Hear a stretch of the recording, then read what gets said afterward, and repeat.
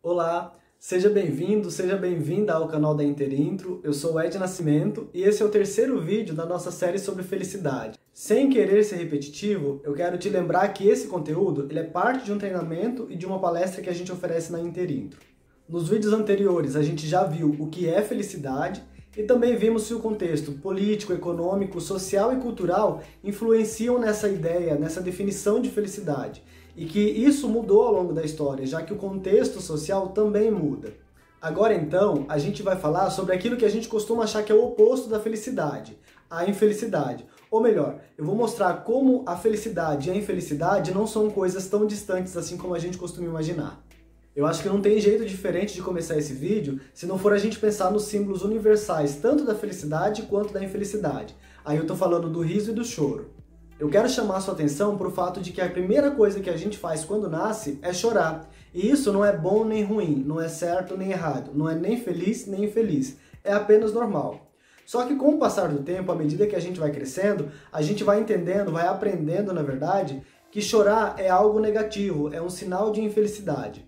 Mas é claro que você conhece pessoas, ou você mesmo já passou por isso, por algum momento em que você chorou de felicidade. E mesmo o sorriso, que em tese significa felicidade, também pode ser fingido. Você já deve ter ouvido falar de riso de desespero. Também conhece o sorriso irônico, ou então o sorriso amarelo. O meu amigo Dinael Campos escreveu um livro sobre felicidade. Eu já disse que vou gravar um vídeo específico para tratar sobre livros que falam sobre felicidade. O Dinael cita um trecho de um livro do Primo Levi, e eu vou ler para vocês. Cedo ou tarde na vida, cada um de nós se dá conta de que a felicidade completa é irrealizável. Poucos, porém, atentam para a reflexão oposta, que também é irrealizável a infelicidade completa.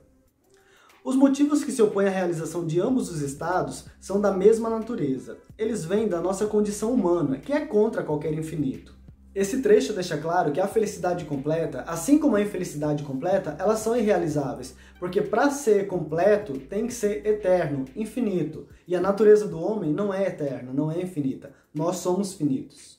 A única certeza que a gente tem é a morte, e apesar disso, a gente não sabe o que vai acontecer no futuro, e frente a esse não saber, existem duas possibilidades. A esperança, quando a gente espera que coisas boas aconteçam no nosso futuro, ou a preocupação, que é quando a gente espera que coisas ruins, coisas negativas aconteçam no nosso futuro. Seja esperança ou seja preocupação, esses dois estados vêm da mesma fonte, a incerteza. E essa incerteza, ela é temperada pelas expectativas que a gente tem. Por falar em expectativa, o Mo Gaudat, que é o executivo do Google, escreveu esse livro aqui, ó, A Fórmula da Felicidade. Ele também vai entrar no vídeo sobre os livros. Nesse livro, ele defende que a nossa felicidade é influenciada por dois aspectos. A nossa percepção das coisas que acontecem e a nossa expectativa de como elas deveriam acontecer ou ter acontecido. Ele defende que a gente é mais feliz quando aquilo que acontece está próximo das nossas expectativas. Mas atenção, você não consegue controlar aquilo que acontece. Então, de fato, para você ser feliz, você precisa controlar as suas expectativas. O que eu acho mais difícil quando a gente está trabalhando esse tema da felicidade é que ela é um assunto complexo, mas que parece simples. E ele parece simples porque está presente em tudo na nossa vida, em todas as esferas. Como você viu nos vídeos anteriores, a própria definição de felicidade é uma coisa complexa. Hoje ela é entendida como um bem-estar subjetivo, uma mescla de prazer e propósito. Martin Seligman, o fundador da psicologia positiva, ele diz que o prazer ele provoca motivação, mas ele não promove mudanças. Por outro lado, o deleite, que eu vou chamar aqui de propósito, nem sempre é prazeroso e pode até ser estressante. Eu vou dar um exemplo. O prazer é quando você está naquele calor gigantesco e você está relaxando em uma piscina. Você não quer mudar esse estado, você quer aproveitar, você quer que ele se mantenha. Então, o prazer não gera uma necessidade de mudança. Já o propósito é como um alpinista que está com frio, está sentindo dor física, mas ele enfrenta tudo isso para chegar no topo de uma montanha. O deleite, a sensação de que vai valer a pena, é o que motiva, é o que faz ele continuar naquela jornada mesmo sem ter prazer. Uma outra prova de que a felicidade é um assunto complexo é que, apesar de ser definida como um bem-estar subjetivo, a gente costuma medir a nossa felicidade e também a felicidade das outras pessoas a partir de critérios observáveis, coisas objetivas, como dinheiro, bens, experiências. Esse jeito de enxergar a felicidade a partir de conquistas e bens materiais é o que alimenta o consumismo. O Rousseau, o pai da democracia moderna, e o filósofo Hegel, eles defendem que muitas vezes os desejos individuais eles são criados por desejos e necessidades de terceiros. São implantados pela publicidade, pela moda, pelo estilo e etc. O desejo individual acaba sendo determinado socialmente. A gente falou disso no vídeo anterior, se lembra? O consumismo, então, cria desejos na gente. E esses desejos parecem necessidades. Só que essas necessidades, elas não podem ser satisfeitas completamente, porque se elas forem satisfeitas, a gente para de consumir. Por outro lado, se não houver algum nível de satisfação, a gente também deixa de desejar aquilo, porque a gente considera impossível. Então sabe como que o consumismo se mantém? Satisfazendo a nossa necessidade em parte. O que provoca uma euforia temporária, uma alegria momentânea, que vai passar depois de um tempo e vai fazer a gente querer sentir aquilo de novo. Aliás, o desejo era definido por Sócrates como o reconhecimento de uma falta, de uma necessidade. E a satisfação dessa falta, a satisfação dessa necessidade é o que ele chamou de prazer. É como uma dor que busca o alívio, e essa dor sendo aliviada seria o prazer. Isso me faz lembrar de um termo que tem crescido à medida que as pesquisas sobre felicidade avançam, que é a adaptação hedônica. Toda vez que a gente fala em hedonismo, a gente está falando de prazer. Eu falei disso lá no primeiro vídeo. A adaptação hedônica é a nossa capacidade de nos adaptarmos ao prazer ou à dor. E como a gente se adapta, se acostuma, são necessárias doses cada vez maiores de prazer para que a gente consiga sentir a mesma satisfação. E de novo, viramos escravos da busca pelo prazer. E essa busca pelo prazer deixa de ser prazerosa, trazendo prejuízos para a nossa vida. É o caso, o exemplo claro disso são os vícios. O avanço das ciências e da tecnologia estão fazendo com que a gente se adapte cada vez mais rápido a esses prazeres. E a gente então passa a buscar com mais fervor a nossa felicidade ou o nosso prazer em coisas diferentes, como views, likes, comentários e por aí vai. A gente chega inclusive a assumir personagens, a esconder quem de fato nós somos em busca desses likes. É como se a gente estivesse usando uma máscara que esconde o nosso verdadeiro eu. Sem questionar, a gente acaba vendo superficialmente as nossas relações. A gente olha para as pessoas e a gente vê uma imagem de beleza ou uma imagem de felicidade e começa a acreditar naquela máscara. E começa a querer também transmitir aquela imagem. A gente pode simplificar isso pensando na busca pela forma física ideal, pelo padrão. Você percebe o padrão, a máscara, e aí começa a editar suas fotos, começa a agir para que você fique dentro desse padrão. Com isso, o padrão se fortalece e as pessoas que estão distantes daquilo, que não estão dentro do padrão, começam a se sentir mal, começam a se sentir inferiores, excluídas, diferentes. Por isso é tão importante a representatividade e a diversidade nas empresas e nas mídias.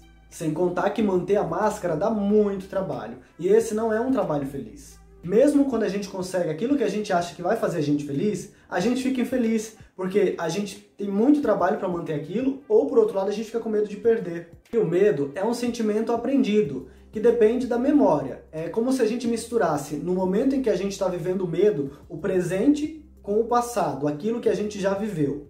Cabe aqui uma ressalva.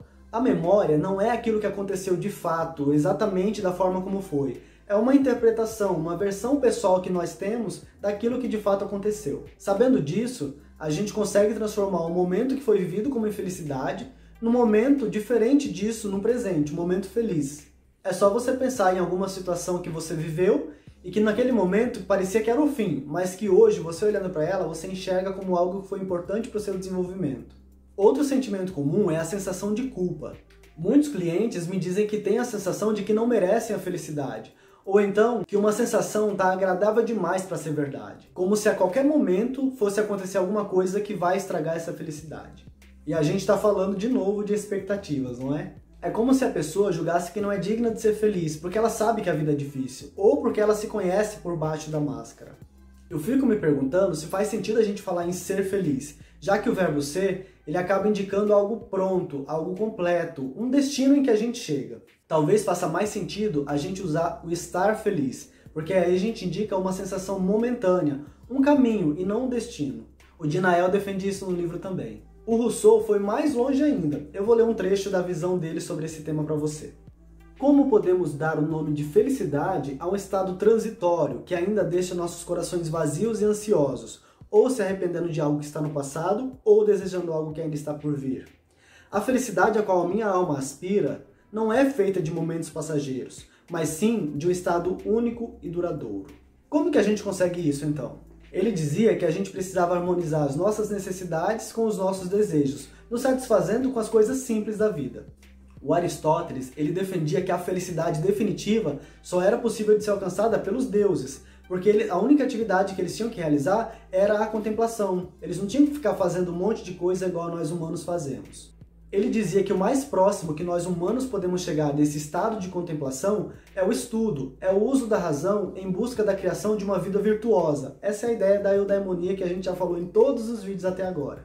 O Mogaldá, ele diz que a gente pensa que para sermos felizes, a gente tem que fazer alguma coisa. E é exatamente o contrário. Para ele, para a gente conseguir alcançar a felicidade, a gente tem que deixar de fazer. Ele diz que a gente passa o tempo todo fazendo muita coisa, querendo muita coisa, e isso não dá espaço para a gente vivenciar a realidade, para a gente experienciar a realidade e se relacionar com ela. Essa ideia é muito próxima daquilo que prega o Mindfulness, que defende a importância da gente focar no momento presente. A psicologia da Gestalt chama isso de awareness, que é o foco corporal, mental e emocional no aqui e agora. Você assiste a esse vídeo sem ficar pensando no passado ou no futuro. Você vive a experiência em toda a sua profundidade, de corpo e alma, no aqui e agora. Bom, eu espero que esse conteúdo seja útil para você no seu dia a dia e que tenha ficado claro que nem sempre é muito fácil identificar o que nos faz felizes ou infelizes, o que é felicidade e o que é infelicidade. Eu vou pedir para você se inscrever nesse canal, para que você curta, comente e compartilhe esse vídeo com as pessoas que você acha que merecem saber sobre esse tema. E eu te espero semana que vem nesse mesmo canal, tá bom? Muito obrigado e até mais. Tchau, tchau!